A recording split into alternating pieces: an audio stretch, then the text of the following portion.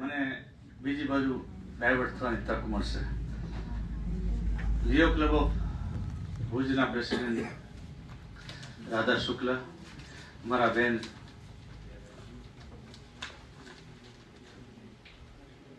મને કેમ છેલ્લી ઘડી બોલાવી દીધા, મારા વર્ષોના પારિવારિક ફ્રેન્ડ છે, પણ અચાનક ક્યારેક એવું થાય કે આપણું પણ એ જયારે ડ્રગ્સ નું સેવન કરતા હોય ને વધારે થાય, હું નથી કરતો.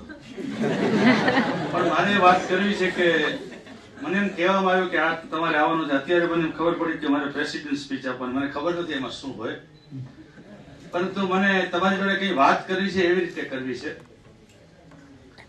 કે હું નાનો હતો ને ત્યારે એક પાઠ આવતો ગુજરાતીમાં, એનું નામ હતું જ્ઞાનેશ્વર.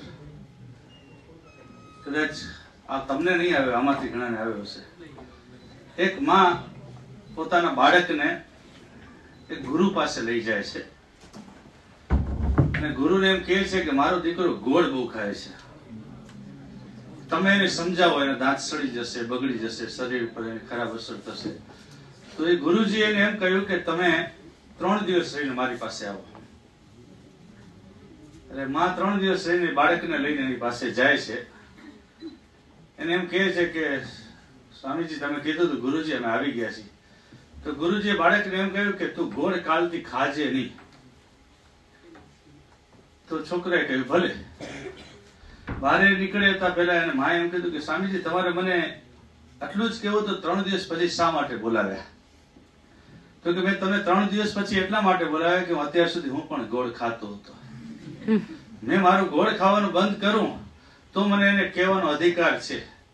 માટે આજે આપની સમક્ષ ઉપસ્થિત છું ત્યારે હું તમને તો જ વાત કરી શકું કે મને કોઈ પણ જાતની હેબિટ નથી. આને જ કેવી રીતે સાચવી રાખવી એના માટે જ આજે આ પ્રોજેક્ટનું આયોજન કરવામાં આવ્યું છે. માટે યુનિવર્સિટી અને લિયો ક્લબ ઓફ ભુજ રેઇનબોને દિલથી, હૃદયના માંડવેથી અભિનંદન પાઠવું છું. હવે મારે તમને એક વાત કરવી છે કે આ તમે જે કોઈ ખાઈ રહ્યા છો, ભલે છુપાવો છો, ખાતા હશો, પણ તમે તમારા બાળકને ખાવા દેશો કે નહીં?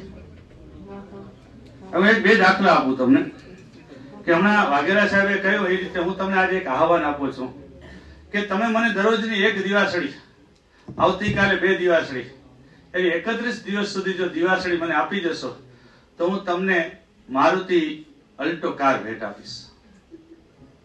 આજે 1 આપવાની દિવાસળી મને, આવતીકાલે 2, પરમ દિવસે 4, એને ડબલ કરતા 31 દિવસ સુધી જ તમારે મને આપવાની.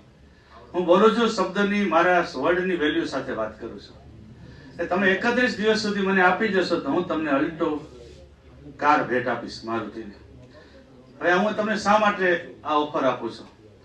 તમે જે એડિક્ટ કરો છો, જે ખાઓ છો, એનો ગુણાકાર થતા કેટલો થાય, ઘરે જઈ એક પાનો અને પેન લઈને તમે એની અંદર કેલ્ક્યુલેશન કરી લેજો તો તમે લગભગ થોડા દિવસ પછી દિવાસળી આપવા આવવાનું બંધ કરશો. કારણ કે તમને નહીં પોસાય, કારણ કે એ ઘણા બધા રૂપિયા થાય, એમાં મર્સિડીઝ પણ આવી જાય. પણ હું તો તમને માત્ર અલ્ટો આપવાનો છું. તમે મર્સિડીઝ જેવું શરીર તમારું છે કે તમે એને અલ્ટો જેવું બનાવી રહ્યા છો. એટલે માટે તમારે સમજવાની એ જરૂર છે કે આપણે ક્યાં ઉભા છીએ. પણ મારે થોડી વારમાં અહીંયાથી ક્યાં જવાનું છે એની વાત કરું છું.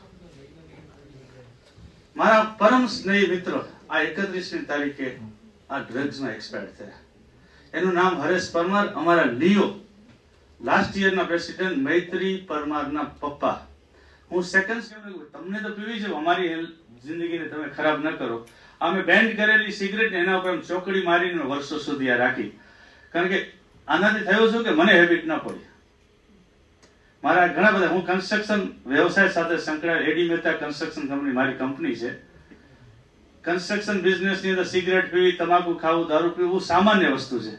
પરંતુ હું જ એક લોકોનો સલાહકાર, ધીરે ધીરે લોકોએ મને બનાવી દીધા, જરા સલાહ આપો તો. તમે બધાના સલાહકાર બનો. મને સલાહ આપવાની ટેવ પડી ગઈ, મારે પીવાની ટેવ પડી છે નહીં એમ કહી શકાય. મેં જિંદગીમાં ક્યારે ટચ. તમે આજે આ પ્રોગ્રામના બ્રાન્ડ એમ્બેસેડર તરીકે દરવાજો છોડો અને બ્રાન્ડ એમ્બેસેડર થઈને લોકોને અમે કંઈક તમને જે કંઈ 2-4 સારા શબ્દો યાદ રહ્યા હોય એ લોકો સુધી પહોંચાડો. અને તમે આ પ્રોજેક્ટના બ્રાન્ડ એમ્બેસેડર બનીને બહાર જાઓ તો તમે જેને સલાહ આપશો તમે પોતે એ સલાહથી દૂર રહી શકશો. એ વસ્તુ કાર્યથી તમે દૂર રહી શકશો. અમારો લાયન્સ હોસ્પિટલની અંદર જેણે 1.5 લાખ કિડની ડાયાલિસિસ કરવા માટેનું જેનું શ્રેય અમે એક જ વ્યક્તિને એક સીતારામ સાલપેકર કરીને મહારાષ્ટ્રીયન વ્યક્તિ હતા. આજથી 3 વર્ષ પહેલા કલ્પનાબેન મારો બર્થડે હતો, એટલે હું બધાને કેક આપતો હતો, રાઈટ, આપણી વાત થઈ છે. એને માસ્ક ઉતાર્યું નહીં, મને કે સર મને હાથમાં આપી દઉં, હું બધાને મોઢામાં જ આપીશ. એને માસ્ક ઉતાર્યું અને મોઢામાં ખોલી ન શક્યો. એ ખોલી ન શક્યો, તરત જ ડાઉટ ગયો કે કંઈક ખોટું થઈ રહ્યું છે. એટલે અમારી હોસ્પિટલના ક્લિનિકમાં અમે ડેન્ટલ ડિપાર્ટમેન્ટમાં એને લઈ ગયા, કીધું જો શું છે. અમારા પહેલા જ બેન એમ કહ્યું કે આને કેન્સર હોવાની પૂરી શક્યતા છે. તરત જ અમે હાયર સ્ટેશન લઈ ગયા ભુજમાં, મોટા ડોક્ટર બતાવવા. એમણે તો કહ્યું કન્ફર્મ એને કેન્સર છે જ. ઇમિડિયેટલી અમે એને ફ્લાઇટમાં બોમ્બે લઈ ગયા અને એને અમે રેગ્યુલરલી કહેતા હતા સીતારામ, એની પાછળ અમારી સંસ્થાએ પણ એને બચાવવા માટે લાખો રૂપિયાનો ખર્ચ કર્યો, તેમ છતાંય અમારા વચ્ચે ન રહ્યો. એની નાની મોટી બચત થવાની હતી, એના બધા છોકરા પરણવાના બાકી છે, એ જતો રહ્યો. ખર્ચ પણ એના પરિવારે ખૂબ એની પાછળ કર્યો, સંસ્થાએ પણ કર્યો. અત્યારની પરિસ્થિતિ એવી છે કે એના છોકરાઓને પરણાવવા હોય તેના ઘરમાં પૈસા નથી. ઇન શોર્ટ મારે એટલું કહેવું છે મિત્રો, તમે આજે ફરીથી આ સંસ્થાના બ્રાન્ડ એમ્બેસેડર થઈને બહાર નીકળો, લોકોમાં ફૂલ પ્રચાર પ્રસાર કરો.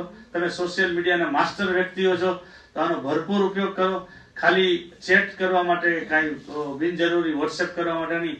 દરરોજ સવારે એવો પ્રતિજ્ઞા લ્યો કે આજ સવારે હું એક એવો મેસેજ મૂકું કે લોકોને ઉપયોગી થાય, કે લોકો કોઈ જાતના એડિક્ટ ન બને, એ વસ્તુ માટે આપ કરો. મને જે સમય આપવામાં આવ્યો છે એ સમયની અંદર જ મારી વાત પૂરી કરજો. આપ સૌએ મને ખૂબ જ શાંતિથી સાંભળ્યો અને કલ્પનાબેન, રાવલ સાહેબ, અમારા દયાત્રા લીઓએ અમને બોલાવીને જે તમારા સમક્ષ અમારી વાત મૂકવાની તક આપી તે બદલ સૌનો ધન્યવાદ. જય હિન્દ.